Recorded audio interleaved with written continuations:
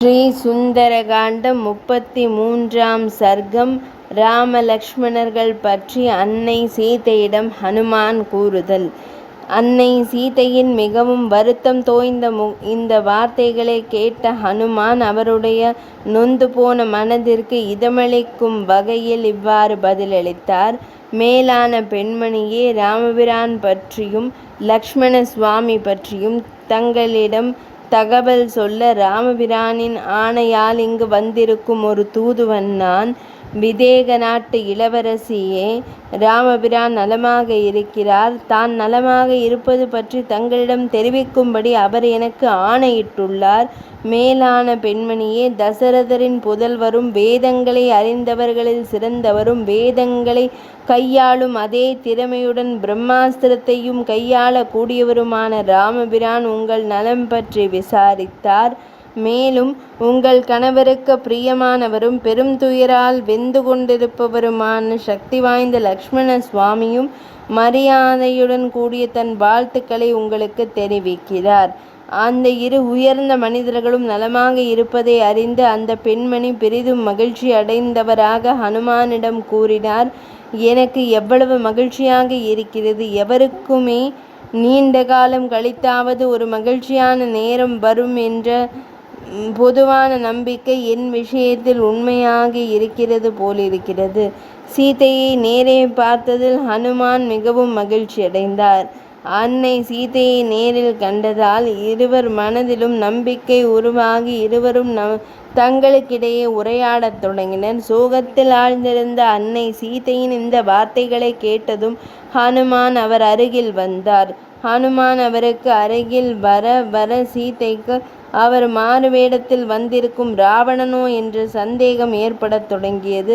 இது நிச்சயம் மாறுவேடத்தில் வந்திருக்கும் ராவணன்தான். இவரிடம் இதுபோல் உரையாடியது எத்தனை முட்டாள்தனம்!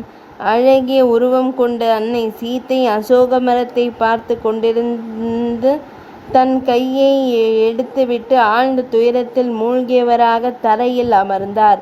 அவர் பயந்து போனதையும் பயத்தினால் எழுந்த சந்தேகத்துடன் இருந்ததையும் கண்ட வீரம் மிகுந்த ஹனுமான் அவருடைய காலில் விழுந்து வணங்கினார்.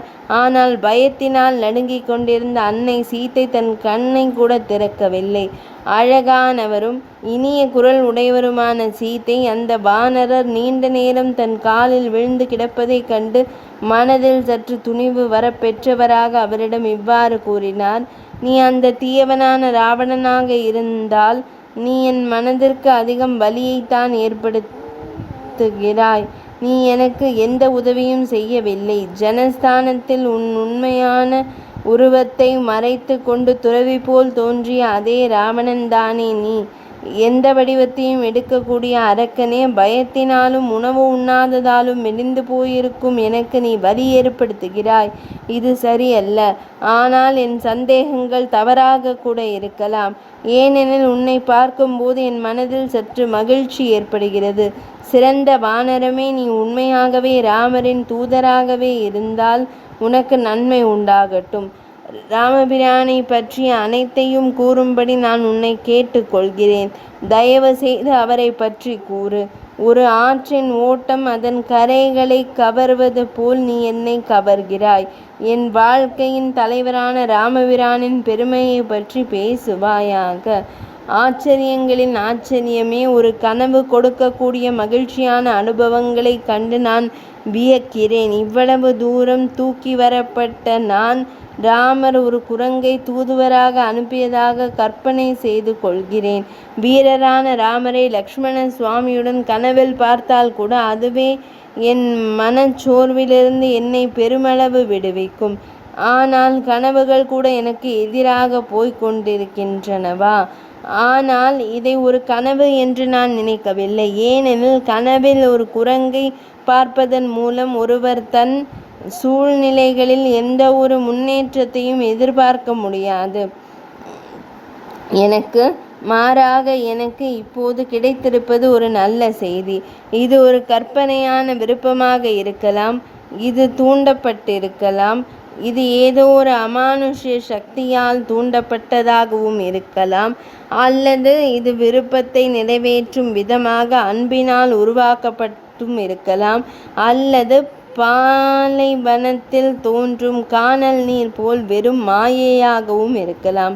ஆனால் இது பைத்தியக்காரத்தனமாகவோ குழம்பிய மனத்தின் விளைவாகவோ ஏற்பட்டதாகவோ இருக்க முடியாது. ஏனெனில் நான் யார் என்பதையும் இந்த வானரம் யார் என்பதையும் என்னால் தெளிவாக புரிந்து கொள்ள முடிகிறது. இவ்வாறு சாதகமான மற்றும் பாதகமான அம்சங்களை பற்றி சிந்தித்த பின் அரக்கர்கள் எந்த வடிவத்தையும் எடுக்கக்கூடியவர்கள் என்பதை கருத்தில் கொண்ட அன்னை சீதா தேவி தன் முன்னால் நிற்கும் குரங்கு அரக்கர்களின் அரசனான ராவணனாகத்தான் இருக்க வேண்டும் என்ற முடிவிற்கு மீண்டும் வந்தார்.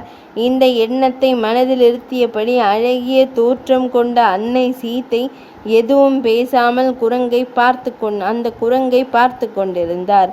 வாயுபுத்திரனான ஹனுமானால் சீதையின் மனக்குழப்பத்தை புரிந்து கொள்ள முடிந்தது.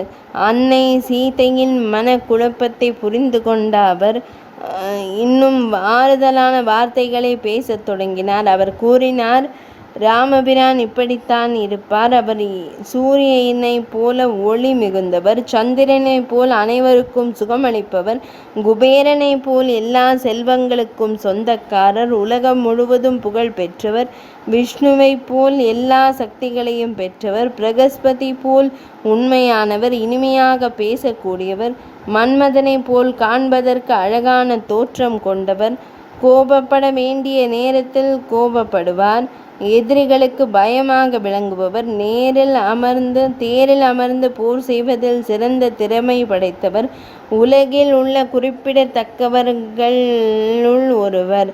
உலகில் நலம் யாருடைய தோள்களில் வலுவின் மீது நிற்கின்றதோ அந்த ராமர் தன் ஆசிரமத்திலிருந்து தொலைவில் இருந்த மாயமானால் ஈர்க்கப்பட்டார்.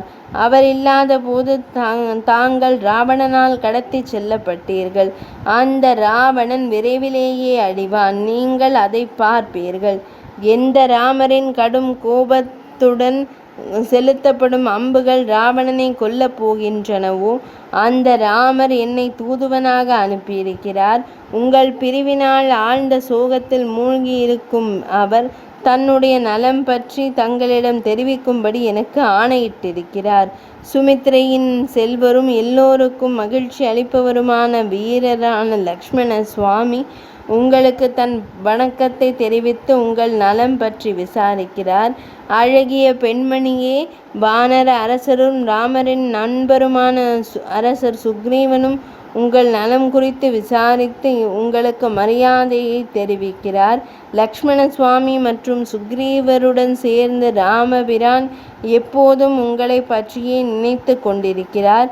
இந்த அரக்க பெண்கள் மத்தியில் நீங்கள் இன்னும் உயிருடன் இருப்பது ஒரு அதிர்ஷ்டவசமான விஷயம்தான். விரைவிலேயே நீங்கள் கோடிக்கணக்கான வானரங்கள் மத்தியில் ஸ்ரீ ராமபிரானையும் சக்தி வாய்ந்த இளவலான ஸ்ரீ லக்ஷ்மண சுவாமியையும் அளவற்ற ஆற்றல் கொண்ட சுக்ரீவரையும் சந்திக்கப் போகிறீர்கள். கடலை கடந்து இலங்கையை அடைந்த நான் சுக்ரீவரின் அமைச்சரான ஹனுமான். என் ஆற்றல் மூலம் என் கால்களை ராவணனின் தலையில் வைப்பது போல் கடல் கடந்து உங்களை சந்திக்க இலங்கை வந்திருக்கிறேன். பெருமை வாய்ந்த பெண்மணியே, என்னை பற்றி உங்கள் மனதில் இருக்கும் ஐயங்களையும் சந்தேகங்களையும் விரட்டிவிடுங்கள். நான் கூறுவதை நீங்கள் நம்புங்கள். 33வது சர்க்கம் நிறைவடைந்தது.